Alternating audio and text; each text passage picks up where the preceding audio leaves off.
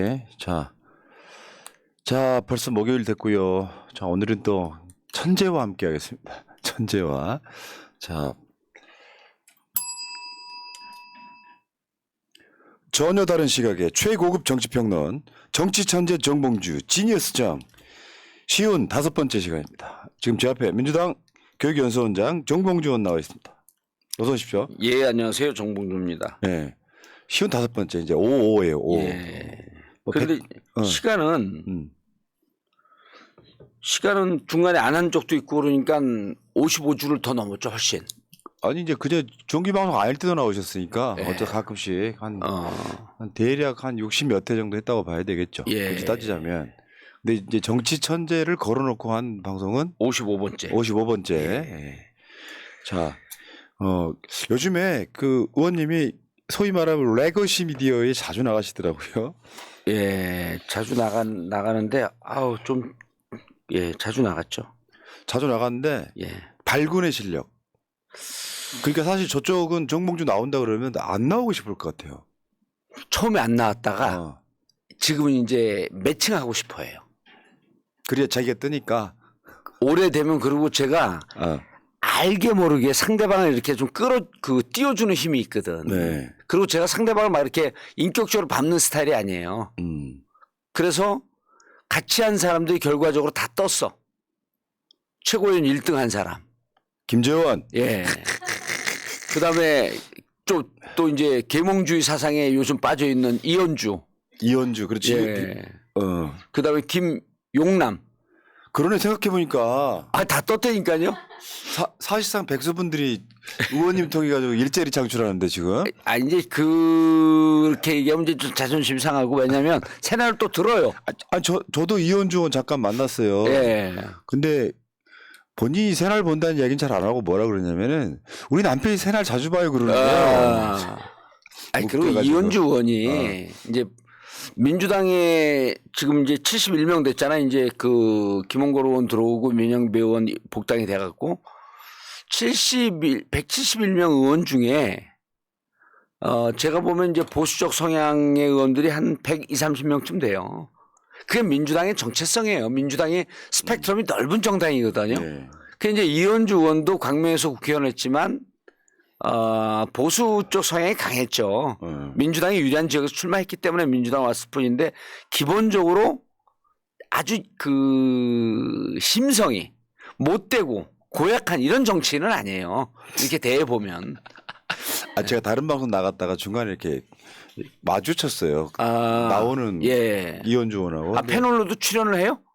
어쩌다 보니 그렇게 됐어. 지금 내 코가 끼어가지고 지금 그만두지도 못하고. 저기 나가시나요? YTN 라디오? 아니. 어쨌든 근데 그런데 거기서 이현주 의원을 만났는데 예. 정봉주 칭찬만 서로 하다가 그냥 헤어졌네. 이현주 의원은 우리 방송 출연했던 거 아세요? 예. 자, 근데 최근에 또 우리랑 관련이 있는 저는 이현주 의원 보고 직접 그랬어요. 우리 이현주 의원 욕 많이 했다고.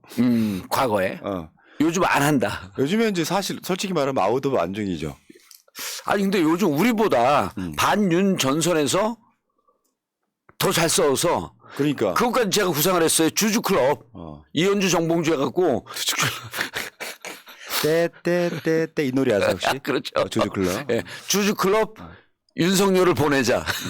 그래서 윤석열을 계속 공격하는 그 방송을 하려고 그랬거든요. 지금은 그분은 국민의힘이라고 보기 어렵죠 사실. 정신 멘탈은. 그게 이제 저는 이현주 의원의 진정성을 믿는데 사실 이 정권 출범할 때 입각 대상자였었어요. 원래. 예. 그때 문체부 장관 한마평이 있었던 걸로 기억하는데. 뭔 장관인지는 모르겠는데 왜냐하면 안철수 목 3명의 장관이 있다 그랬거든요. 결국 저쪽에서 안 챙겨준 거거든요. 근데 안철수 장관 목 쪽에서는 이현주 의원이 그 PD 3인 안에 들어가요. 그렇겠네. 예. 셀럽이니까. 그렇죠. 그리고 어쨌든 주류 세력의 스펙도 나쁘지 않잖아요. 그래서 이제 장관 입각되는 거로 본인도 알고 있었다가 그러니까 본인도 알고 있었는데 그러면은 지금 이제 이현주 의원이 그런 개인적인 사감 때문에 윤석열을 공격한다 이렇게 보지는 않지만 어쨌든 그러나 본인은 모욕감을 느꼈겠죠. 네? 그래서 이현주 의원 표정 보면 저는 영화 그 달콤한 인생이 생각이 나요. 넌 나에게 모욕감을 주었어. 아. 자, 근데 거기에 최근에 예. 김성태 전 의원도 나오죠. 아, 김용남 의원이 그 부친상을 당했어요. 아, 그래서 대타로 나온 거예요? 예. 아, 내가 고소고발 당한 것 중에 제일 세게 물린 게 김성태 건이거든요. 그래요? 지금도? 그러니까 내가 지금까지 뭐 기소위에 선고위에 벌금 이런 것도 꽤 있었는데 예. 벌금 500만 원짜리 처음 맞아봤는데 그 김성태 의원이 한 거예요? 그러니까 약식으로 안 나오고 정식 재판을 냈다면 이길 사안이에요. 제보가 들어와서 제보를 그때 원내대표 할 때 약식 재판을 했구나. 908을 안 하고. 이거를 그게 명령이 떨어지면 정식 재판을 할지 안 할지를 결정하는 기간이 있잖아요. 예. 계속 고민을 했네. 이거는 본재판관 무조건 이기는데. 예. 근데 그 재판을 그러니까 그 수사를 검찰이 한 3년 묵혀두고 있다가 정권 바뀌니까 와 그것도 되게 열받대요 그게. 고소당한 사람 입장에서는 사람들이 약식 재판이면 아. 그 고소당한 사람 입장에서 약식 재판이 유리하다고 그렇게 착각들 하거든요. 예. 약식 재판 잘 안 따지기 때문에 무조건 벌금이 나와요. 아 근데 500만 원짜리는 거의 뭐 정권 오보범 느낌? 그러니까 왜 그러냐면 약식 재판은 보통 100만 원 미만짜리를 그렇게 하는 거거든요. 최근에 또 저 용산 쪽으로부터 또 고소를 한번 당해가지고 예. 고발인가 당해가지고 지금 이제 다음 주면 출석해야 돼 또. 아 미치겠네. 자, 어쨌건 그 김성태 의원을 보고 있으니까 다 저 양반은 그때 당시에 그저 캐나다 영사관 쪽에서 이렇게 제보가 와가지고 뭐 그런 사건이었는데 예. 정봉주 의원 앞에 있으니까 내가 이렇게 대신 지워봐가지고 싶더라고. 지난번에 김현정 뉴스쇼에도 김용남 의원이 안 나와갖고 아니면 그때 김재원 의원이 안 나왔고 하면 나왔는데 저보다 나이도 많지 않아요. 한 2-3살 위인데 뭐 좀 너무 어른처럼 얘기를 하는 거야. 꾸물락꾸물락 그러면서. 그래서 되게 재미없었고 나는 김용남 의원이 나오는 줄 알았는데 화요일날 오전이거든요. 월요일날 저녁에 전화가 왔고 아, 나 김성태 의원 나오면 재미없어서 못해요. 그때 대타가 없다는 거예요. 꼭 한번 나와달라고. 그래서 이제 이번 주 화요일은 나가서 제가 작심을 하고 조졌죠. 그랬더니 반응이 예. 의원님한테 그냥 홀릭됐더라고. 그 방송 봤어요. 참 민주당의 훌륭한 입이네요. 그래서 입이 뭡니까? 마우스죠. 네. 그렇지. 자 알겠습니다. 그 종횡무진 활약하시는 우리 정치천재. 자 본격적으로 시작하겠습니다. 이 방송은 금요일 저녁 정봉주 TV로도 송출됩니다. 예. 자, 윤석열 외교부터 한번 이야기 한번 해볼게요. 예. 저는 이 상황에 대해서는 이건 외교가 아니다. 왜 있잖아요. 방송이라고 다 방송이 아니고 사람이라고 다 사람이 아니듯이 외교라고 다 외교는 아니잖아요. 그렇죠. 다시 말씀드리지만 외교는 기브 앤 테이크. 예. 얻는 게 있으면 잃는 것도 있지만 잃는 게 있으면 얻는 것도 있어야 되는데 일방적으로 주는 건 외교가 아니다. 예. 자, 일단 한미 정상이 북핵 확장 억제를 강화한다면서 핵 협의 그룹을 만든다 요거잖아요. 예. 지금 보수나 이런 쪽에서 보면 와 우리나라가 뭐 대단히 뭐 한 것처럼 하지만 이거 자체가 지금 따로 만들어야 될 이유도 없고 미국 입장에서는 전혀 돈 안 들어가는 장사. 그거잖아요. 이게 한미 워킹 그룹이랑 좀 비슷해질 가능성이 되게 높은 거죠. 그렇죠. 그러니까 한국 내정 간섭할 가능성이 되게 높은. 그러니까 완전히 최소한 북한에 대한 문제는 미국한테 완전히 맡기자 이런 의미가 더 큰 상황인 거잖아요. 예, 요걸 이제 좀 다른 관점에서 해야 되는데 이게 글을 쭉 그 워싱턴 대통령실 배포한 워싱턴 선언 비공식 국문 번역본을 보면요 전문가가 아니면 이게 뭐 하자는 건지 잘 몰라요. 다 이게 그 현학적인 표현들을 쭉 이렇게 결국 뭘 어떻게 하자는 건데 그래서 이제 제가 전문가들하고 통화를 쭉 해봤죠. 복잡하게 들어가면 안 되고 이제 우리가 너무 잘했어요 이번에 윤석열이. 윤석열 대통령 너무 잘한 게 본인이 원하는 게 하나도 이루어지지 않았어요. 아우 깜짝 놀라서 순간. 큰일 날 뻔했어요. 윤석열 칭찬하시는 줄 알고 내가 이걸 어떻게 제지하지 했는데 다행입니다. 그래서 전술핵 배치를 포함한 그 핵 쉽게 얘기해서 핵 확산 억제가 아니라 핵 확산에 들어가고 싶어 했던 거예요. 핵 확산. 예, 그러니까 대한민국이 핵에 자주적으로 접근할 수 있는 기회를 받고 싶었던 거예요. 이게 첫 번째 우려사항이었거든요. 그 두 번째 우려사항이 우크라이나의 전쟁 물자 지원이에요. 참전이에요. 참전. 예. 그 다음에 한반도에서 요건 이제 군사적인 측면만 얘기하는 겁니다. 한반도에서 실질적으로 현재의 전시 그 상황을 극대화시키고 침소봉대하면서 국지전의 발발의 가능성까지도 얘기가 넓혀질까 봐 걱정을 했어요. 그런데 요 세 개가 하나도 이루어진 게 없어요. 그 너무 다행이에요. 아유. 그래서 자 일단 군사적인 측면을 보게 되면 미국 기업연구소가 우리나라 그 기자들이 제일 많이 이용하는 게 블룸버그 통신하고 미국 기업연구소입니다. 여기 지금 약자는 뭔지 기억이 안 나는데 미국 기업연구소가 이렇게 논평을 했어요. 영리한 미국의 외교가 한국의 핵무장을 막았다. 이게 무슨 개소리야. 아니, 핵무장도 할 수 없었을 뿐더러요. 그럼요. 그러니까 지금 한미 정상회담을 요약하자면 예. 한국이 미국한테 133조를 퍼준 거예요 이번에. 예. 기업들이 미국에 쏟아부은 거 보면. 예. 근데 달랑 얻은 거라고는 북한이 핵으로 도발하면 우리가 막아줄게. 딱 예. 그거잖아요. 그렇죠. 그럼 지금 이 상황이 윤석열 이전에는 안 그랬냐고요. 예. 똑같은 상황이잖아요. 예. 그냥 조삼모사 한 거예요. 이거 뭐냐면요. 이런 거 이거나 똑같아요. 너 고3이니까 수능 봐야지. 그리고 야 오늘 너 봤어? 동쪽에서 해 떴어. 당연한 이야기였다는 거예요. 당연한 이야기. 예. 그래서 조선일보에서 조선일보가 기사를 엉망으로 썼는지 어쩐지 모르지만 댓글이 기가 막힌 댓글이 있어. 제가 인용을 합니다. 네. 북한의 핵 확산 억제가 아니라 네. 대한민국의 핵 확산 억제를 이뤘다. 그러네. 그러니까 이게 진짜 조삼모사란 말이 딱 들어맞는 게 그거예요. 조삼모사예요. 이렇게 둘러치나 며치나 사실 똑같은 결과물을 갖고 2월 성과라고 지금 발표하고 있는데 언론들은 거기에 빨아주기 바빠요. 그러니까 그전에는 그러면 북한이 핵을 쓰면 대한민국이 미국의 보호를 못 받았냐라고 묻는 사람이 한 군데도 없는 거예요. 기본적으로 미국의 한반도 핵 전략은 핵우산 전략이에요. 네. 거기에서 아무것도 이루어진 게 없고 지금 이제 우리가 염려했던 게 한반도의 전술핵 배치라고 이 후보 때부터 얘기했거든요. 그러니까 한반도에서 주체적으로 핵 사용이나 핵의 접근성을 달라 그랬던 거예요, 윤석열이. 근데 이게 전술핵은 빠졌어요, 또. 이게 핵 확산 없다니까. 그러니까 북한의 핵 확산 억제를 한 게 아니고 대한민국의 핵 확산 억제를 했다니까요. 그래 좋다는데 어떻게 해요, 이거를. 아니 그러니까 저기서 그래요. 국힘의 논평을 보면 전술핵 배치를 포함한 이제 핵 문제에 있어서 적극적인 운영 능력이 생겼다 이렇게 얘기를 해요. 무슨 개소리? 뭔 개소리 진짜.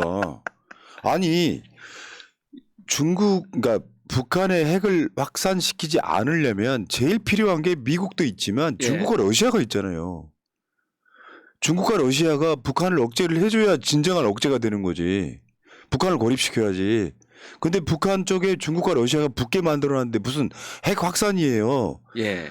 핵에 관련된 기술은 러시아도 만만치 않은데 러시아가 북한 도와주면 어떻게 할 거야? 그러니까요. 그리고 이번에 새로 한 게 핵 협의 그룹 뉴클리어 컨설팅 그룹이거든요. 네. 컨설턴트 그룹인데 이거요. 아까 말씀하셨듯이 해나 안 하나 그만이에요. 차관급 1년에 4번 회의하겠다는 거예요. 이거 없어도 회의하거든요. 이렇게 되면 우리나라 외교의 가장 큰 축인 남북관계에 있어서 독자적으로 할 수 있는 건 단 한 가지도 없어집니다. 그럼요. 미국의 지시를 받아야 되는 상황이 와요. 여기서 중요한 내용 중에 하나를 제가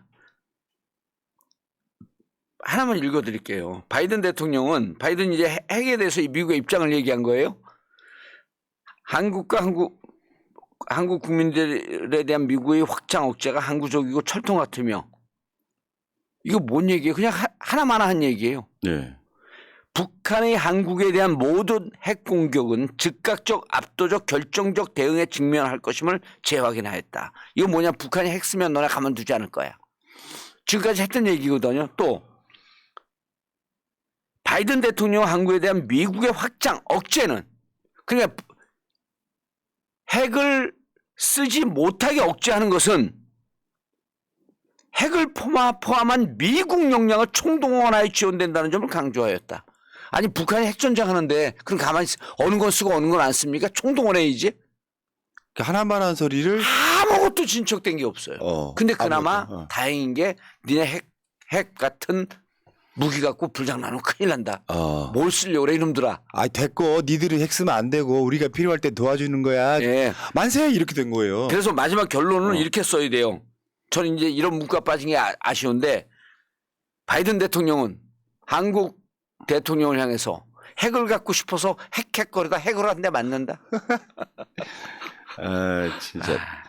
야 이걸 갖고 너무 그러니까 다행이에요. 우리가 옛날에 개돼지일 때는 예. 이런 게 쏟아지면 와 한국이 뭐 미국에 뭐 이렇게 느끼겠지만 예. 수없이 많은 역사를 거쳐 보니까 이런 멍청한 외교를 하면 안 되는 거죠. 본인이 진짜로 남북관계에 뭔가 혁한 공을 세우고 싶으면은 미국 형님 잠깐만 넣어두시고 우리가 직접 대화해서 북한의 핵을 비핵화로 끌어가겠습니다 하는 게 주체적인 외교잖아요. 그렇죠. 근데 미국한테 지금 남북관계 모든 걸 다 맡긴 상태가 돼버렸다. 그것도 문서로. 그러니까 예. 전쟁 나면 미국이 북한과 전쟁이 나면 안 도와줄 수가 없잖아요. 기본적으로. 보수 어르신. 그게 한미 동맹이에요. 보수 어르신 한 말해봐. 문재인 정부 때는 북한이 핵 쏘면은 미국이 안 도와주는 상황이었나? 아니 그 주장대로 따지면 문재인 정부 때는 북한이 핵 공격하게 되면 미국이 핵이 10발이 있어요. 한 발만 쓰고 9발은 쓸까 말까 고민하지. 이랬었어요? 아니잖아요. 전체를 다 써서 대응하는 거예요. 그리고 어처구니 없는 게 북한이 핵을 쓴다는 건 사실 지구적 정말이거든요. 그럼요. 뭐 그 상황을 만들지 마는 게 중요한 거지. 북한이 핵 공격을 하면 미국이 우리를 도와준다고 했다. 만세. 이게 무슨 외교? 야, 핵 협의 그룹이라니. 나 그래서 이게 윤석열 미국 가서 얻어올 게 뭐가 있나 해가지고 결국 한미 워킹 그룹 시즌 2. 예. 그게 문재인 정부 때 북한에 대해서 한국이 독자적으로 뭔가를 하려고 할 때 문재인 정부에서 상당히 보수적인 참모들이 예. 한미 워킹 그룹에 너무 의지하다가 더 이상 진전시키지 못하고 끝난 거예요. 근데 더 고착화되는 거지 지금 이게. 그리고 오늘 여기 공동선언문 중에 제일 중요한 게 한국의 전술핵 배치하는 순간이에요. NPT 탈퇴해야 됩니다. 근데 NPT에 대한 조항이 있어요.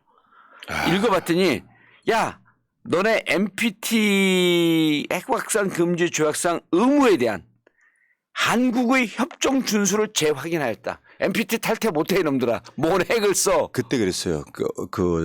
한국은 훌륭한 NPT 수호자다. 예. 아유 이렇게 쪼다같이 아니 근데 왜 그렇게 큰 소리 치고 가. 이거 안 되는 걸 뻔히. 난 이 참모들도 문제라고 봐. 그러니까 대통령이 무식하다는 건 이런 측면이라고 보거든요. 맞아요. 무식하니까 흐름을 읽지를 못하고 그저 미국이 손 들어주면 그게 좋은 것인가 보다 하는데 예. 결국 윤석열 망하는 길이라고요. 어제 그제 처음으로 화요일 날 이제 오랜만에 또 저 오랜 그 동지고 절친인 최강욱 의원이 정봉주 TV에 나왔어요. 화요일 날. 근데 우리가 중요 주제는 조금밖에 얘기 안 하고 검사 외전 검사 얘기 재밌게 했거든요. 거기서 윤석열 얘기하는데 진짜 재밌더라고. 아니 하도 검사 시절에 습관이 돼갖고 아무도 얘기를 못하고 혼자 얘기한대요. 그러니까 이번에도 보나마나 미국 가기 전에 야 니들 까불지면 안 돼. 핵 가져올게. 그리고 우크라 야 전쟁 공격을 받았는데 무기 지원을 해야지. 또 하나 우리가 지금 빠진 게 있어요. 여기 안보에서 한 줄도 양안 문제에 대해 대만 양안 문제에 대해서 얘기 안 들어갔어요. 큰일 날 뻔했어요. 워싱턴 포스트지하고 인터뷰했잖아요. 저는 이런 건 있다고 봐요. 제 걱정스러운 게 우크라이나에 살상 무기 지원하냐 안 하냐가 굉장히 관심사였는데 윤석열의 미국 가서 MBC 등과의 인터뷰에는 네. 할 수도 있지 이런 뉘앙스거든요. 하겠다 그런 거예요. 네. 근데 여기에는 지금 직접 집어넣지를 못했는 것처럼 보이지만 예. 그 안에 뭐가 있는지 어떻게 알아요, 우리가 지금? 아, 그리고 바이든은 거기에다 무기 지원하라고 그랬고 그게 도청된 내용에 그 안보실장하고 비서관하고 대화한 내용이 있잖아요. 그러니까 미국은 끊임없이 저 핵무기 지원인데 여기 안 들어갔고 안 하는 게 아니고 이면으로 저는 어떤 시간 간에 꼼수를 써갖고 그 살상 무기 지원을 끌어내려고 미국이 노력하고 있는 것 같아요. 아, 오죽하면은 미국의 기자가 예. 당신 대통령 재선하려고 한국 이용해 먹냐 이렇게 질문을 했잖아요. 그렇죠. 아니 그리고 친구가 친구 감시하냐 그랬잖아요. 야, 그러니까 이게 무능한 사람이 용감하면요, 무식한 사람이 용감하다 그러잖아요. 무능한 사람이 용감을 하면은 정말로 집구석 말아먹게 생겼어요. 그러면 난 이거 보고 아 미국 기자들 우리나라 기자들 뭐 해요? 어? 지금 보수지들까지도 이런 식이에요. 윤석열이 미국 환대에 실리를 내줬나 이런 거예요. 실리 내줬다 이런 뜻이거든요. 그렇죠. 헤드라인이 그 미국이 환영해 주니까 그 아낌없이 줬다 한국 거는. 근데 미국한테 받는 거는 핵전쟁 나면 우리가 너희들 확실하게 도와줄게. 이거예요. 끝. 이게 무슨 외교냐고.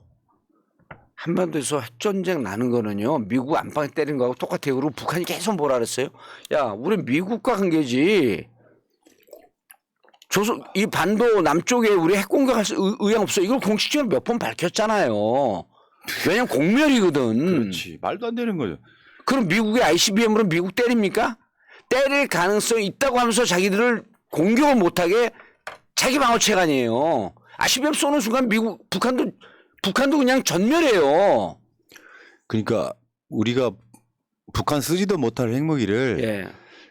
살살 달래가면서 야야야야, 야 너희들 같이 번영하자라고 북한한테 살살 달래면서 핵을 포기하게 만들면서 미국과의 종전선언 등을 하면서 예. 체제 보장해준다까지 나가면 그럼요. 철책선 걷어내고 자유왕래만 해도 되는 데까지 나아가려고 했는데 그래서 문재인 대통령 시절에 불가침 협정으로 가려고 했던 거 아니에요. 정전협정을. 아니 사실 4.19 군사합의가 불가침 조약에 그렇죠. 그런 적이 있거든요. 네. 근데 그런 방식으로 가야 되는데 이마저도 윤석열 자체는 모른다. 지금 현실적으로 모른다. 그러니까 저걸 외교라고 지금 국민의힘 같은 데서는 환영한다 그러는데요. 저는 국민의힘 말씀하세요. 네. 경제로 좀 넘어가도 되나요? 네, 그러세요. 이게 이제 일단 3조 3천억 투자하겠다 그랬잖아요. 제가 여러 차례 다른 방송에서도 몇 번 얘기했는데 이거 넷플릭스입니다. 넷플릭스 하면서 첫 투자를 받았다면서 이거 갖고 지금 하면서 김건식 이름까지도 거명하고 그랬는데 넷플릭스가요. 우리나라의 평상시에 투자가 연 8천억이에요.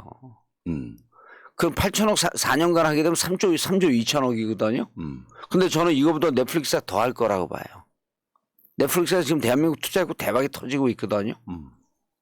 근데 이 사람들이 지금 착각하고 있는 게 3조 2천억 갖고 이제까지 그럼 우리 정부가 제대로 된 정부라고 한다면 넷플릭스가 지금까지 얼마 투자해갖고 본국으로 가져간 수익이 다 잡히거든요.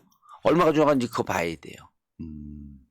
지금 여기 넷플릭스가 이렇게 대대적으로 투자하고 우리나라 사람이 일해주고 노동력 비용 조금 받고 오징어 게임 있잖아요.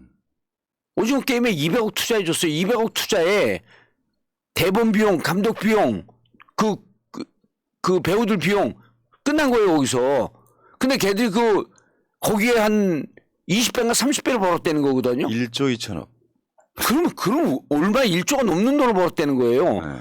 그럼 얼마 벌었다는 그리고 이번에 제가 아무도 잘 모르고 그랬고 이게 내부 정보인데 영화 드라마에선 전 세계에서 1등을 했지만 예능에서 1등을 한 게 피지컬 100이에요. 그 M본부에서 만들었거든요. 예. M본부 자회사가 만들었고 그 PD가 뭐 연봉 얼마 달라 한다 그러면서 요즘 뭐 협상하고 있다고 그래요. 근데 이 제작했는데 우리 얼마 벌었냐면 12억 벌었어요. 아이고. 예? 쟤들 1,000억이 넘는 수익을 가져갔어요. 그러니까 제가 데이터 하나만 알려드리면 작년 넷플릭스가 한국 매출만 7,733억입니다. 국회에서 나온 자료예요. 7,700. 그러니까 한국에서만 얻은 수익이. 그러니까 이게 전 세계적으로 얼마나 벌었겠냐고. 그러니까 한국 콘텐츠 같은 경우는 넷플릭스가 거의 목을 메고 있는. 예. 그러니까 넷플릭스 콘텐츠 중에 60%는 한국 콘텐츠가 돈을 벌고 있다. 예. 근데 작년에 넷플릭스가 우리나라에 낸 한국에서 7,300억이에요? 7,733억. 7,700억. 그런데 세금 얼마 냈느냐? 법인세 33억. 그러니까 8천억씩 투자, 최근으로 따지면 예. 투자했던 거 1원도 안 올린 상태에서 지금 넷플릭스 상태가 안 좋아요. 왜냐하면 저 뭐 여러 가지 정책 변경으로 해갖고 해지한 사람, 저 같은 경우도 최근에 해지했거든요. 해지 많이 해죠. 그러니까 그 타겟책으로 윤석열을 그냥 이용해 먹은 건데 또 윤석열은 좋다고 만세 부르고 있는 겁니다. 넷플릭스가 왜 지금 회사 사정이 안 좋냐면 우리나라만 그렇게 투자하고 다른 나라 투자 안 하고 있거든요. 그래서 어디한테 밀리냐면 여러분 이번에 히트친 거 디즈니 플러스 있잖아요. 아, 그 카지노. 그건 디즈니 플러스 작품이에요. 넷플릭스 아니에요. 그러니까 넷플릭스가 우리나라 건 히트치지만 전 세계에서 지금 밀리고 있단 말이에요. 디즈니 플러스에 밀리고 있고 이번에 그다음에 그 실베스타 스탈론이 최초의 드라마에 나온 게 있어요. TV에 한 번도 안 나와요.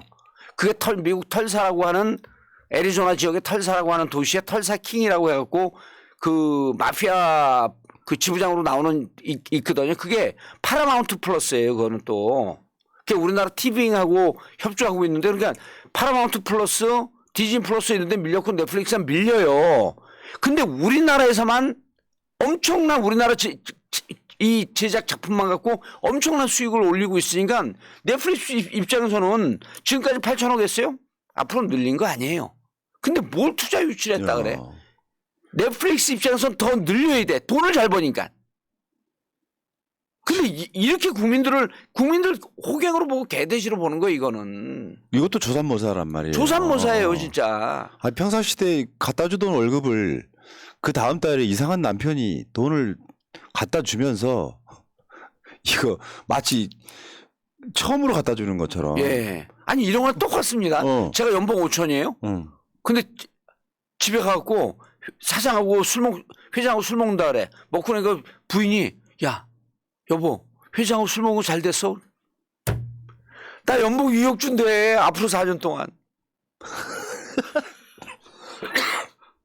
그래 부인이 그럼 5천 지금 똑같은 거 아니야? 이 사람은 앞으로 연봉 4년 동안 2억을 준다는데 무슨 얘기를 하고 있어? 정답이요, 정답. 딱 그거예요. 그러니까 달라질 건 없는데 수치를 이상하게 부풀리며 서가 넘어가는 바보지 이게. 그러니까 마지막으로 이제 부인이 한마디 네가 윤석열이다. 그러니까요. 자, 그거 말고도 지금 일본에 대해서 뭐 무릎 꿇게 하면 안 된다 같은 소리를 했고. 예. 그러니까 이상하게 이 캐릭터는요. 순방하기 전에 사고를 치고 가요. 그래갖고 사실은 일본에 무릎 꿇었다는 게 이번 미국 반응을 보면 일본과 문제를 잘 풀어서 아이고 고생했어요 요 느낌이잖아요. 예. 그 미국을 기쁘게 하려고 일본 문제를 그렇게 풀어버렸다. 얘는 친일파인과 동시에 어마어마한 친미 사대주의자인 것 같아요. 이번에 호사카 유지 교수의 얘기를 들어봤더니 3월 16, 17일 날 예? 정상회담을 했잖아요. 미국에서 국빈 방문 초청장 받은 게 17일 날짜랍니다. 그래서 일본과 관계를 어떻게 푸는지 딱 보고 있다가 그 문제가 풀리니까 국빈 방문 초청장을 줬다는 게 호사카 유지 교수의 주장이에요. 네. 그 전에 한번 밑밥은 아마 깔았죠. 우크라이나 포탄 지원 예. 작년 10월 달에 예. 그거랑 연결선상이 있겠죠. 그렇죠. 근데 저는 그 윤석열 대통령의 외교 전략이 이제 패턴이 읽혔어요. 일단 나가기 전에 사고를 쳐요. 그냥 나가갖고는 더블 체크를 해요. 사고를 또 확실하게 쳐.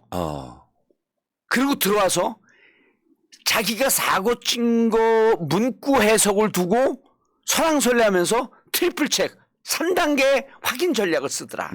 거기다가 국민의힘이 또 이제 주어가 있네 없네 이런 소리 하면서 더 논란을 만들고. 누구죠? 유상범. 유상범. 그런 사람들이 검사장 했었으니까. 환장하겠네 진짜. 그래서 아까 이제 경제 얘기하다가 그 우리가 문화 얘기만 했는데 경제는요. 지금 우리나라가 그 IRA 반도체 감축법으로 인해서 배터리 보조금 못 받잖아요. 그 우리나라 일본도 난 더 쌤통이 우리는 어차피 못 받을 거라고 하는 걸 알고 있었는데 일본은 본인들이 거기서 빠져나갈 거라고 예상을 하고 있었어요. 일본 차 다 못 받거든요. 자, 배터리 보조금 못 받았죠. 그다음 지금 미국에다가 투자하고 있는 반도체 공정을 공개하라는 거 아니에요. 본인들이 필요하게 되면 들여다볼 수 있게끔 하라. 그럼 파운드리 반도체 하는데 우리나라 반도체 기술을 다 가져가겠다는 거예요. 그러면서 미국은 우리 반도체한테 이렇게 반도체 우리나라 기업들 빨아먹고 있으면서 동시에 미국 반도체나 이런 거 생산을 그 기지를 중국과 포드 같은 경우는 중국과 계약을 맺었잖아요. 그래서 실질적으로 겉으로 우리나라 조이면서 중국과 손을 잡고 가는 거 아닌가 하는 이런 강력한 의혹이 있어요. 또 하나는 유럽이요. 전체 자기들이 유럽의 반도체 시장의 21% 차지합니다. 무척 큰 시장이에요. 21% 중에 유럽에서 생산되는 게 9%밖에 안 돼요. 그럼 12%를 대만의 TSMC에서 파운드리 반도체에서 위탁 생산합니다. 근데 이번에 유럽의 독일, 프랑스 이런 데가 손잡고 TSMC하고 손잡고 유럽에다가 반도체 공장을 다 생산을 하겠다고 대대적으로 투자하고 있지 않습니까? 자, 그럼 삼성이 지금 바이오 투자하느라고 이 반도체 투자하고 있다가 바이오가 먹거리라고 하면서 쌈바나 뭐 이쪽으로 가야 된다 그러면서 바이오에다가 대대적으로 투자하고 반도체 투자할 비용이 없어요. 용인에다가도 뭐 투자한다 그러는데 전 세계 규모에서 뭐 밀려. 그럼 정부는 뭐를 해줘야 되냐면, 자, 삼성이 투명 경영하지 않았고 이재용이가 그 뭐 유죄받고 실형받고 이런 거로 그거는 취재를 하지만 우리 기업이 살게끔 하기 위해서 전 세계 반도체 시장과 반도체 보호무역주의에 그냥 반도체 민족주의가 싹트고 있다는 거거든 이게. 그렇지. 경제를 이렇게 들여다봐야 돼요. 그러면 우리 삼성과 SK를 살리기 위해서 뭐를 해줄 것이냐. 그럼 돈을 투자해 주는 것이 아니고 유럽에서 TSMC하고 손을 잡으려고 하는데 그걸 우리가 정치적으로 풀어줘야 돼요. 유럽을 가면 나토를 방문할 게 아니라 프랑스하고 독일을 방문하면서 우리도 파운드리가 전 세계에서 TSMC가 장악하고 있다가 지금 우리 삼성 SK가 반도체 시장 점유율이 30%가 넘어가고 있으니 우리하고도 손을 잡자. 이거 세일 마케팅을 이걸 해줘야 되는 거예요. 참. 미국에 갖고 뺨 맞고 독일, 유럽 시장 뺏기고 아니, 그러니까 반도체가 지금 수출 매출이 쭉쭉 빠지고 있잖아요. 지금 1분기 1월부터 3월달 영업이익이 SK 하이닉스가 3.4조, 예. 3조 4천억, 예. 그리고 삼성이 약 4조. 1분기만 이래요. 그 영업이익이 이렇게 가면 결국 회사 망하는 소리 들리지 않아요? 그렇죠. 아니, 처음으로 삼성이 1분기 영업이익이니까 월 영업이익이 LG한테 밀렸어요. 거기다가 현대자동차 지금 러시아 철수에 결정했죠. 그 우리나라 대표하는 기업들이 다 망각이에요, 망각. 아, 러시아 철수 제가 한번 특강 가서도 그랬는데 러시아 사람들하고 중앙아시아 사람들의 그 꿈이 뭔지 아세요? 삼성 그 TV를 걸고 LG 냉장고를 집에 두고 현대차를 타는 것이 꿈이에요. 이 세 개 기업들이 러시아에 엄청나게 투자하고 있잖아요. 자산 규모도 꽤 되고. 근데 전쟁이다 이렇게 참전이다 이렇게 선언하면 그 기업들 어떻게 버팁니까? 그래서 전 이 방송을 빌어서 이재명 대통령 속마음을 그렇게 이렇게 천긴술하시면 어떡해요? 이재명 대표께서 즉각적으로 그분들이 안 나오더라도 전경련 미국 투자 기업들 있잖아요. 우리 민주당에서 그냥 욕만 하지 말고 지금 삼성 윤석열 미국 방문한 거 전문가들하고 해갖고 얼른 분석을 해줘야 돼요.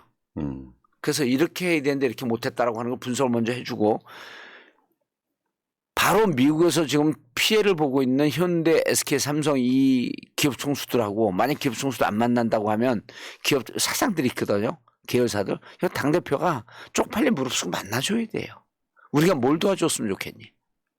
정부로 여러분들 도운 거 포기했으니 우리가 뭘 도와줬으면 좋겠니? 그거 가르쳐 주지 마세요. 쟤들 안 한다니까요. 만나지 않아요. 2시간 동안 혼자 얘기하기 때문에 가지도 않는데 우리가 그들과 머리를 맞대서 민주당이라도 역할을 좀 해주겠다. 이런 걸 좀 해줘야 돼요. 당연히 전략팀 한병도 전략기획위원장님 이런 거 좀 하세요. 직접 말씀하세요. 방송을 말하지 말고. 병도가 대전 안 받은 지 오래됐어요. 그러니까 바빠 한병도도. 이게 그 외교라고 할 것도 없이 지금 어떤 분위기를 봐야 되냐면 대한민국에는 보수지가 있고 보수지보다 더 보수적인 경제지가 있고 네. 그다음에 이제 조중동 호소인 언론이 있고 네. 한경우가 있고 이래요. 근데 지금 경제지 분위기가 어마어마하게 안 좋아요. 그러니까 정권 지금 집권한 지 1년도 안 된 헤드라인이 정말 윤석열 비판적으로 나오고 있습니다. 윤석열 외교 나가가지고 뭔가 환대받고 사실 이런 게 있거든요. 예. 주거니 받거니를 떠나가지고 국빈 방문은 그 나라에 대한 감사의 표시에 가까워요. 예. 그러니까 국빈 방문은 윤석열이 갔지만 사실 문재인 정부 때부터 내려오던 측면도 분명히 있는 거거든요. 그렇죠. 근데 그러면은 거기서 차라리 국격에 맞는 대우를 받고 돌아오면 괜찮은데 얻을 것 하나 없는 조삼모사 외교를 당하고 돌아오면서도 국민의힘이든 윤석열이든 아무것도 그 뭐랄까 좀 반성하지 않는 오히려 막 이거를 외교 잘했다고 이야기를 해버리면 경제지 같은 데서는 미치고 환장하는 거거든요. 현대가 왜 자동차를 접었겠습니까? 분위기를 보면 작년에 우크라이나와 전쟁하면서 엄청 경제가 안 좋았기 때문에 네. LG, 삼성, 현대 등이 버티고 있었단 말이에요. 러시아에서. 근데 윤석열이 하는 걸 보니까 방향성 잡은 거예요. 안 되겠구나. 이대로 두면 몇 년 동안 적자가 세이겠구나 하면 철수할 수밖에 없는데 이게 지금 당면한 과제로 삼성 반도체나 SK 하이닉스 반도체 같은 것도 똑같은 결과가 올 수 있다. 그러면 현대, 삼성, SK 이런 기업들이 어마어마한 타격을 입으면 경제지들은 가만히 있을 수가 없는 거죠, 사실. 난 특정한 시점에 보면은 윤석열 저렇게 내버려두면 나라 망하겠구나. 오죽했으면 최근에 IMF가 한국 경제 때문에 전 세계 평균 깎아먹고 있다 이런 얘기까지 했잖아요. 한국만의 문제가 돼버렸어요. 지금 현재로서는. 네. 그러니까 그 반평균 점수 깎아먹는 문제학생 된 거예요 우리가. 아, 나 진짜. 아니 자, 근데 이게 이제 이 리스크가 가계부채하고 자영업 부채 여기하고 엮이게 되면 이게 폭발해 버리거든요. 와, 진짜. 진짜 나는 나는 이런 아주 강력한 전 과격한 사람이 아니어서 많은 사람이 탄핵 얘기할 때도 뭐 니들이 하면 나도 마치 못해서 가는 거고 난 이렇게 선도적으로 주장하는 사람이 아니거든요. 사석에서 많이 하시잖아요. 저는 원래 이 이제 많은 분들에게 영어 아주 재밌는 스토리 중에 이런 게 있어요. 옛날에는 유람선을 통해 갖고 세계 여행을 다니잖아요. 타이타닉 이런 것처럼. 근데 유람선을 타고 있는데 어떤 멋진 신사가 있는데 여자가 빠진 거예요. 바다에.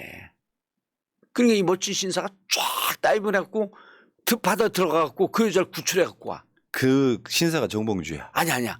딱 구출해갖고 오르는데 배에 딱 사람들 박수 치는데 그 남자가 배에 올라오자 갑판에 올라오자마자 첫 마디가 뭔지 아세요? 어느 분이 전 밀었어요? 운명적으로 이 사람은 누가 미는 바람에 정의로운 사람이 된 거야. 저는 양심적으로 전 정의로운 사람이 아니에요. 민주적인 사람들도 아니야. 그 이야기 하시려고. 예. 근데 어느 날 갑자기 대학교 다닐 때 누가 툭 밀어갖고 나가고 누가 막 구호를 외쳐야 되는데 아무도 안 외치는 거야. 근데 누가 뒤에서 저도 이게 이게 뭐지 구경하고 있는데 톡 밀더라고 뒤에서. 그 민 사람 아직도 못 찾았어요. 딱 나갔더니 사람들이 와 내가 이제 데모를 주도하는 줄 알고 그거 어떻게 광주 학살자 전두환 불러라 그냥 밀칠 수밖에 없었어요. 그런 경우 있어요 가끔. 그래서 사람들이 뒤에서 스크럼 짜고 와 해. 그러니까 다른 친구야 야 봉주야 네가 그냥 주동한 게 된 거야. 그냥 간 김에 야, 누려 즐겨. 가 그래서 왔어 모여 함께 뭐 그러면서 하니까 경찰들이 저를 잡아가더라고요. 그냥 감옥 갔어요 그냥 그래갖고. 그래서 저는 엄격결에 누가 밀어서 밀어서 민주화 운동을 한 거지 저는 정의로운 사람이 아니에요. 그러니까 지금 탄핵도 제가 먼저 얘기하는 게 아니에요. 저는 누군가 얘기하면 듣다 보면 또 제가 이제 누가 그럴싸한 얘기를 하면 동의를 하잖아요. 동의를 하고 나니까 얼마 전에도 우리 당의 고문, 상임 고문이께서 돌아다니면서 특강한 얘기를 말씀을 하셔. 그 똑같은 얘기를 제가 했거든요. 그분이 한 얘기는 가만 놔두고 당에서 저한테 경고를 하는 거예요. 그런 얘기 하지 마라. 그럼 팔자네. 앞에 나서 내가 팔자. 아무 말도 못하고. 그래서 제가 아예 한마디 했어요. 아니 그분이 얘기한 걸 똑같은 얘기를 했는데 왜 저한테 그러세요? 그랬더니 그분이 한 건 언론에 안 나오잖아요. 정 의원이 한 건 언론에 나오고. 그분보다 더 셀럽 되신 거지 뭐. 아유. 근데 그래서 어쨌든 이러다가 핵심은 이거예요. 나는 주장하지 않지만 불가피하게 우리는 탄핵의 열차가 출발하는 것을 막지 못하고 우리는 티켓을 끊고 타야 될 것 같다. 어쩔 수 없이. 어쩔 수 없이. 원하지는 않으나 예. 탄핵하자고 하니 국민 뜻 따라야지 뭐 어떻게. 요 미국 방문 전까지는 탄핵 열차가 우등 열차였었는데 오늘부로 KTX로 바뀐 것 같아요. 진짜 그렇게 느껴요. 아이고. 그러니까 이 윤석열이 외교한다고 막 설레발 치고 하는 그 즈음에 오늘까지 여론조사를 보면 여론조사 한번 좀 띄워줘보세요. 그거 시사 때 하려고 지금 안 써먹고 있는 거지? 아니 준비가 안 됐어. 그래요? 콘텐츠만 준비가 돼 있는데 얘기를 해주세요. 나 그거 못 봤는데. 다음 주제로 가야 돼서 어쨌건 그 여론조사를 보면 국민들이 이제 딱 그거예요. 윤석열이 뭘 한다고 해도 안 믿는 수준까지 올라간 거죠. 근데 지금 콩으로 매주 쓴다 그래도 안 믿는 거예요. 그러니까 노조 때리는 거나 한미 정상회담 하는 거나 같은 맥락이에요. 네. 나 지지하는 노인들 나 지지해 주세요. 잘했죠 이거예요. 30%가 무너졌나요? 네. 그렇진 않은데 네. 이제는 부정평가 확 올라갔다면서요? 한미 정상회담을 하는 와중에 지지율이 부정평가가 올라간다는 건 더 이상 어떤 국민도 기존에 지지했던 사람을 제외하고는 윤석열을 이제 지지하지 않는다고 버린 거죠, 사실상. 아니요, 저는 이번에 그 한미 정상회담 말을 좀 바꿔야 될 것 같아요. 한미 비정상회담을 하고 온 거. 그러니까 비정상회담. 좀 정상적인 상태에서 하지. 알겠습니다. 자, 다음 주제로 가야 되기 때문에 예. 자, 윤석열 상황은 여리고요. 이건 외교가 아니다. 저 너무 재밌어요, 근데. 네. 자, 한 서너 시간 할까요? 너무 재밌어 죽겠어. 자, 다음 주제로 가겠습니다. 자, 지금 민주당 이야기를 한번 해볼 텐데, 지금 이슈라면 이슈가 대의원제 폐지거든요. 예. 윤석열이 하도 뉴스를 장악해가지고 부정적 뉴스가 크게 안 나오고 있는데, 그냥 평상시라면 가장 이슈가 될 만한 이야기가 대의원제 폐지다. 예. 민주당 대의원제 폐지. 이번 돈봉투 문제 때문에 그런 거죠? 일단은 이제 이게 원래 이번 전당대회 때도 이게 이슈로 등장을 했었는데, 전당대회 이슈가 돈봉투 사건이 있으면서 이러느니 그러니까 대의원제를 폐지 또는 과감하게 축소합시다 이거거든요. 이거는요 저는 의미가 있다고 봐요. 왜 의미가 있다고 보냐면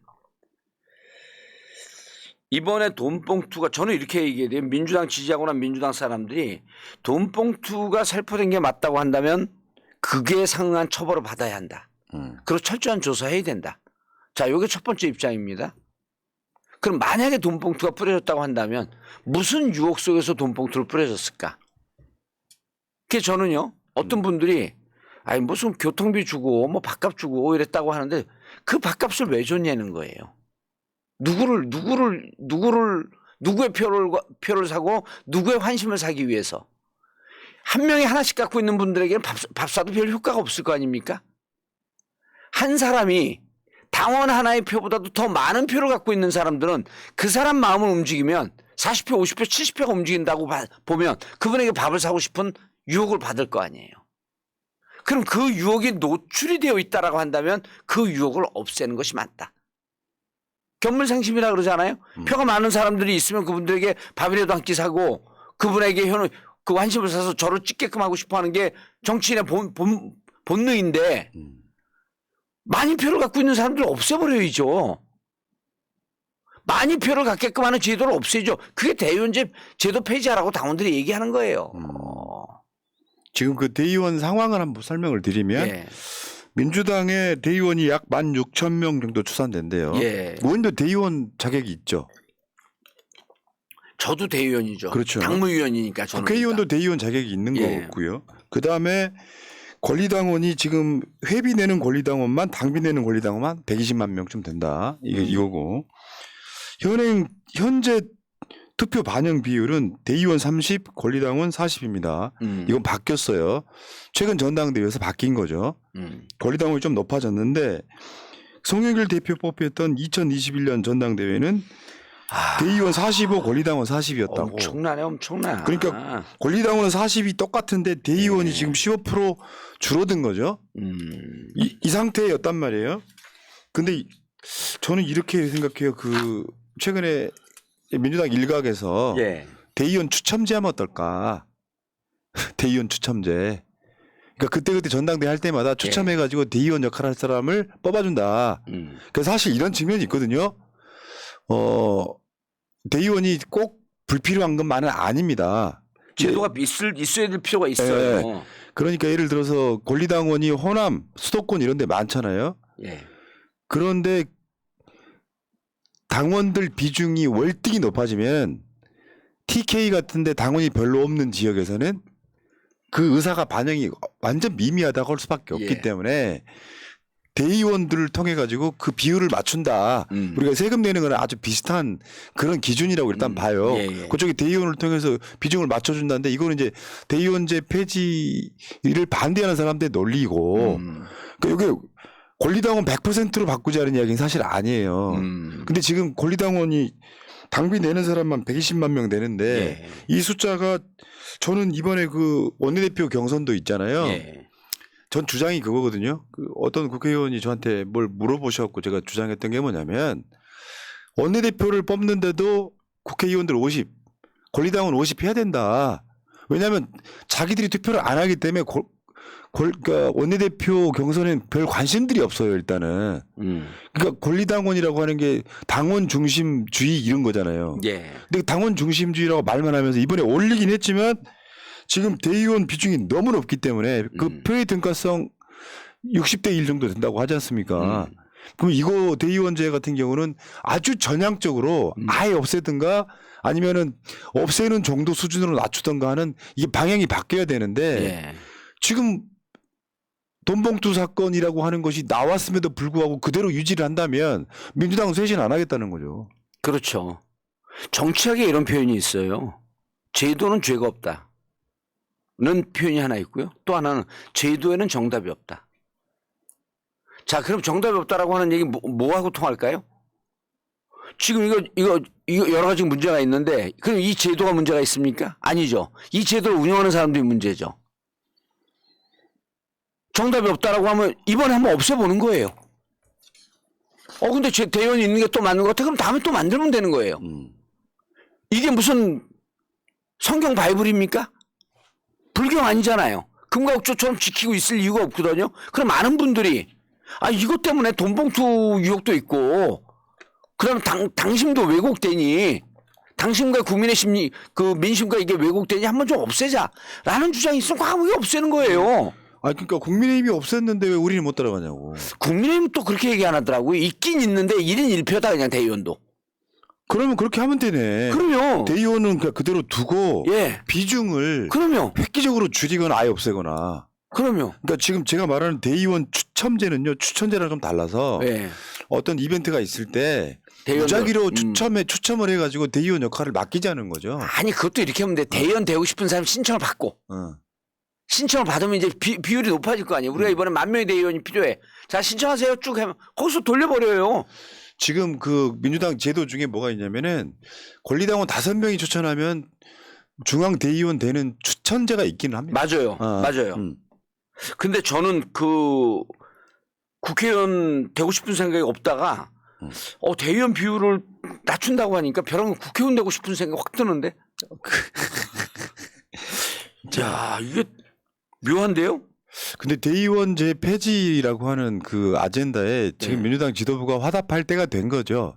그러니까 우리는 이러이러한 이유로 대의원제를 과감하게 축소하거나 폐지한다가 나와야 되는 상황인데 그걸 못하게 하려고 조중동 부류가 민주당 이간질 시키고 있어요 지금 언론을 보면. 대의원제 폐지 뭐 탓으로 돌리나 뭐 그러면서 민주당 이름도 밝히지 못하는 국회의원이 대의원 그 좋은 점도 있는데 이거를 추천하려고 하는 뭐 지도부에 대해서 뭐 성토했다 이런 보도들을 냅니다 지금 현재. 좋으면요 일단 없애고 난 다음에 좋으면 그때 또 살리면 돼. 제가 그랬잖아요. 제도에는 정답이 없고 제도는 죄가 없다. 없앴다 만들었다 이러는 거예요. 이렇게 우당탕탕 하면서 그러면서 가는 거거든요. 정당 조직이라고 하는 게. 아니 대의원 그대로 놔두고 대의원 비율을 한 5% 하면 그렇게 높지 않아요 표가. 그래도 꽤 높아요. 대의원 반영 비율 한 10% 할까요? 그냥 그거 만들면 되는 거예요 그렇게. 뭐가 정답이 있습니까? 정답이 없잖아요. 그 다음에 대의원도요 이렇게 하면 돼요. 추첨제 갖고 대의원 한 10만 명 만들죠. 그 10% 반영하게 되면. 아니 그럼 권리당원을 다 대의원 만들어주면 되잖아. 왜? 그런 게 제도예요. 그러니까요. 그런 게 발상의 전환이야. 이 발상의 전환, 이렇게 창의적인 창발성을 띄워서 발상의 전환을 가져오라라고 하는 게 누구의 주장이냐면 루소의 주장이에요. 그냥 북한 주체 사상의 모태가 됐던 후설이라고 하는 철학자 있어요 독일에. 그 사람의 주장이에요. 창발성을 부려라. 좋네. 120만 명이 다 대의원 되는 거. 야, 어마어마하네요. 권리당원도 아니고 대의원. 권리당원을 너무 잘했기 때문에 승격시켜. 다 재의원 권리당원을 없애는 거야. 아니 당비를 많이 내게 해가지고 발언권을 더 많이 주는 거야. 그리고 이제 우리 지금 당비 1,000원 싸거든요. 10,000원씩 내야 돼요. 난 한 달에 10만 원씩 내요. 그냥 10,000원씩 내게 해갖고. 당직자가 하신 말씀은 아니고요. 세금도 따로 내고 있는데 그 문제가 아니라. 너 10,000원 넘으세요? 아니 그게 아니고. 예. 저도 그렇게 생각하는데. 예. 그렇게 생각하는데 당직자가 그렇게 말씀하시면 우리 1,000원이 싸다고 이제 막말 논란이 될 수가 있어. 뭐요? 1,000원이 싸야? 뭐 이런 식으로. 1,000원이 5,000원보다 싸다는 거죠. 저도 그렇게 생각해요. 그러니까 5,000원보다는 싸다. 근데 1,000원 자체도 대단히 의미 있는 돈이다. 말 싹 바꿔야죠. 그럼요. 잘하셨고요. 예. 그러니까 대의원제 폐지에 대해서는 지금 윤석열 때문에 이슈가 안 되고 있는 거예요. 예. 워낙 빅 이슈가 많아가지고. 맞습니다. 여론의 관심이 사라진 측면이 있어서 대의원제 폐지 한번 이야기해봤고요. 예. 자, 그다음에 이번에 그 국회 전원위원회 열어갖고 선거제도 바꾼다고 했지만 일단 전망 어떻게 보세요? 저는 이거 바꾸기 어렵다라고 결론을 내렸는데. 어쨌든 그 대의원 그 당비 1,000원이 싸다라고 하는 것은 공식적으로 발언을 취소하겠습니다. 잘못 발언한 겁니다. 왜냐하면 조금 더 당비를 많이 내고자 하는 심정에서 한 거지 그거 자체가 싸다.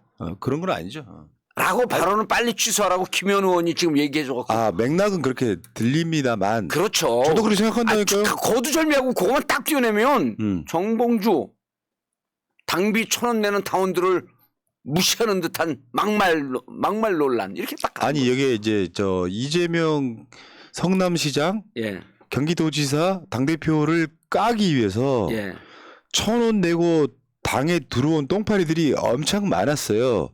그 1,000원 한 장을 갖고 당계에 가가지고 난리치던 놈들한테는 내가 봤을 때 당비가 너무 싼 거예요. 그것 때문에 제가 말씀드린 거예요. 나쁜 목적을 가지고 들어오면 아마 이중 당적도 꽤 있을 거라고 생각을 하거든요. 근데 그렇죠. 그런 방식으로 이제 당비 이야기는 우리가 오늘 할 필요가 없는 이야기 같고.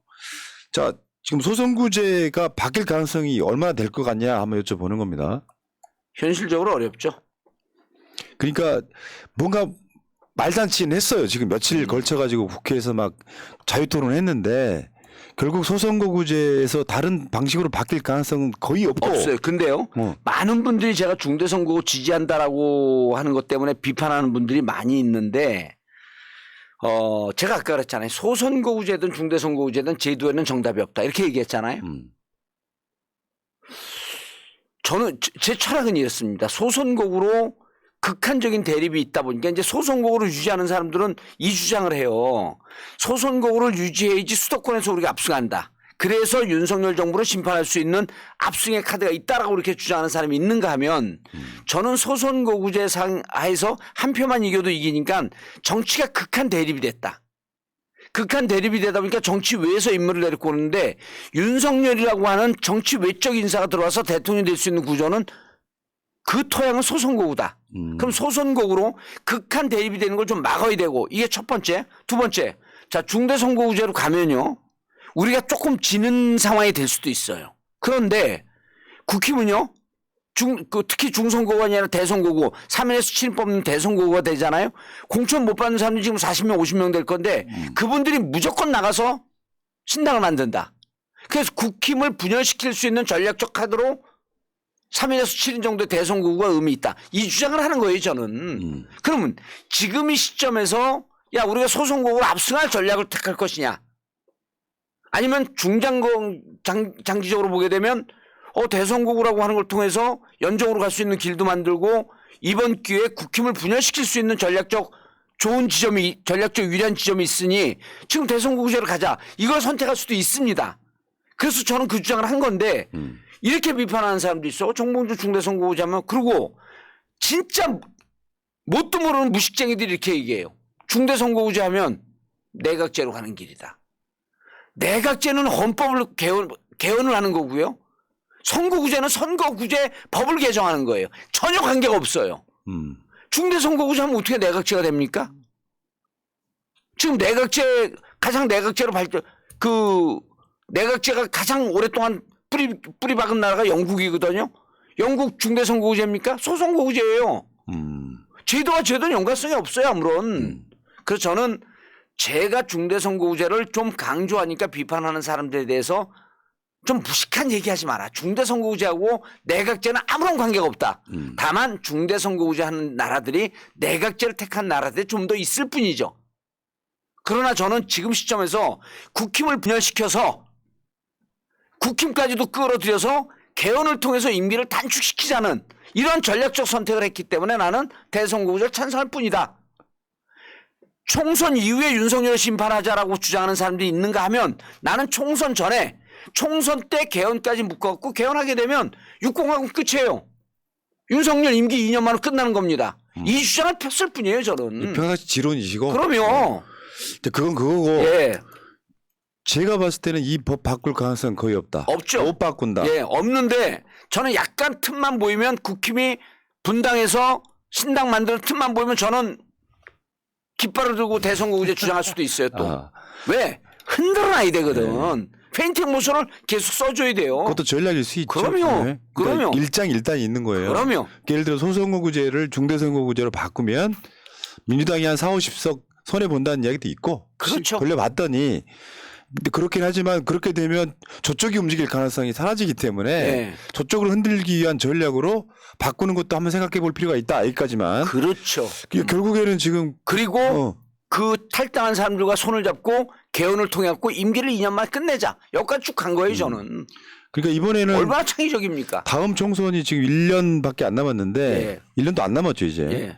근데 아마 선거구제 획정 몇 군데 바꾸고 인구 분포 때문에 좀 바꾸고 하나 더는 비례 의석을 좀 늘릴지 줄일지 그 부분만 살짝 바뀌지 않으면 나머지는 바꿀 가능성이 그 전의 없다. 형식인 100% 연동제가 아니라 단순 비례제로 다시 돌아갈 가능성이 높다.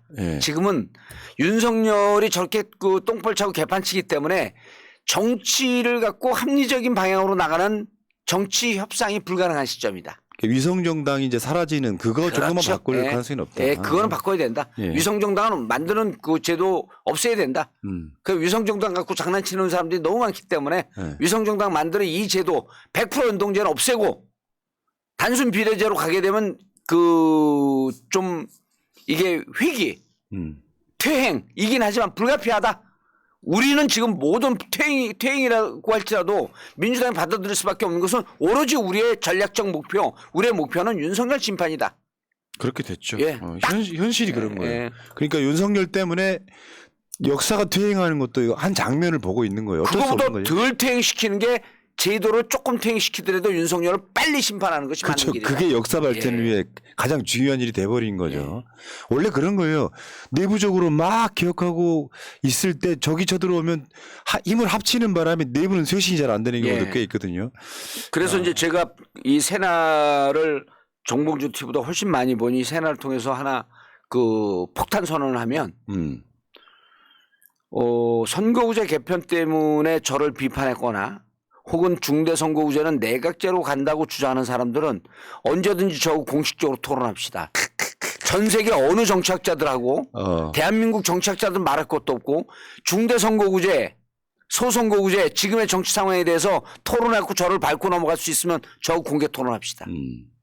내가 왜 이 주장을 했는지 그리고 왜 이것을 개헌까지 묶어서 윤석열 대통령을 임기 2년 만에 끝장내자고 하는 주장을 왜 했는지. 저는 그 내용을 잘 알기 때문에 예. 정말 좋은 아이디어라고 생각을 하는 사람이에요. 근데 못 알아들어요 이 정치권에서. 그러니까 그나마 정봉주 의원과 윤석열의 다른 점은 뭔지 아세요? 믿고 따르는 사람은 뭔 소리를 해도 뭔가 있겠지라고 따르는 사람이 있는 반면에 윤석열은 지금 뭘 해도 사람들이 이제 안 믿는 단계에 돌입했다. 그럼요. 그 차이인 거예요. 정봉주 의원이 대통령이라면 훨씬 더 좋은 나라 됐을 겁니다. 예. 자 여러분. 아까 제가 누가 이걸 보면서 취소하라고 한 분이 내가 발음을 잘못해갖고 그분 이름이 현역 정치인이 아닌 김현땡이라는 분이에요. 남은 말이라고. 예. 그 왜냐 이런 거 수정을 해줘야지. 왜냐하면 발언 하나가 다 녹취가 되니까. 김현땡입니다. 저도 누군지 알아요. 그렇죠. 내가 사기치는 것도 알아요?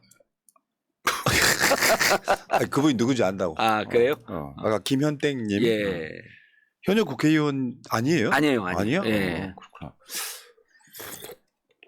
자, 알겠습니다.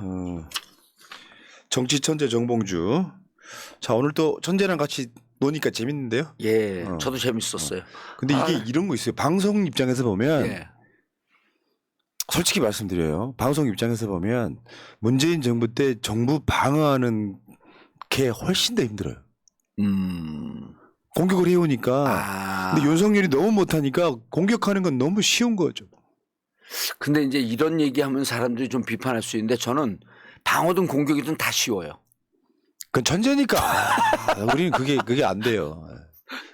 예. 자, 알겠습니다. 예. 자, 여러분 정치 천재 정봉주. 새날하고 방송할 때가 제일 재밌어요. 그렇죠. 예. 제일 재밌어요. 세상 모든 사람 다 그렇게 이야기해요. 의원님만 그러는 게 아니야. 그래요. 아니 그래서 저는 잘 받쳐줍니다. 정세윤 장관이 그 전국을 돌면서 이제 몇 차례 이렇게 뵀잖아요. 그 양반 이름이 뭐더라? 참 진행 잘해. 장관님 사랑합니다 아버지. 예, 그래서 제가 그런 말씀 안 했는데 속으로 제가 단체장 되면 방송 진행 하나 맡기려고 합니다. 자, TBS 뉴스공장 자리는 제가 찜해놓는 걸로. 그거 아직도 뉴스공장에 살아 있어요? 몰라요. 농담입니다, 농담. 예. 자, 새날 물러갔다가 이따가 4시 한 40분쯤에 다시 올게요. 자, 의원님 고생하셨고요. 예, 다음 주에 뵙겠습니다. 55번째 방송 마치겠습니다. 고맙습니다. 예. 잠깐만요. 근데 예. 오늘 정봉주 TV 누구 나와요? 김준형 교수. 이분 나올 때가 됐네. 예, 네. 오늘 딱 나와야죠. 네, 근데 김준형 교수 나오시면 조회수가 떨어져요. 왜냐면 정치적으로 싸우는 것만 좋아해. 근데 저는 떨어지는 말도 우리가 당위적 목적이 있다고 한다면 반드시 합니다. 오케이. 예. 알겠습니다. 자, 방송 마치겠습니다. 고맙습니다. 민주주의 평화 통일 다 죽어간다. 이대로는 놔둘 수 없다. 자, 다시 한번 해보는 거야. 자, 다시 한번 싸우는 거야. 자, 손 맞잡고 어깨를 걸고 우리 함께 이기는 거야. 자, 다시 한번 해보는 거야. 자, 다시 한번 싸우는 거야. 자, 손 맞잡고 어깨를 걸고 우리 함께 이기는 거야. 자, 다시 한번 해보는 거야. 자, 다시 한번 싸우는 거야. 자, 손 맞잡고 어깨를 걸고 우리 함께 이기는 거야. 자, 다시 한번 해보는 거야. 자, 다시 한번 싸우는 거야. 자, 손 맞잡고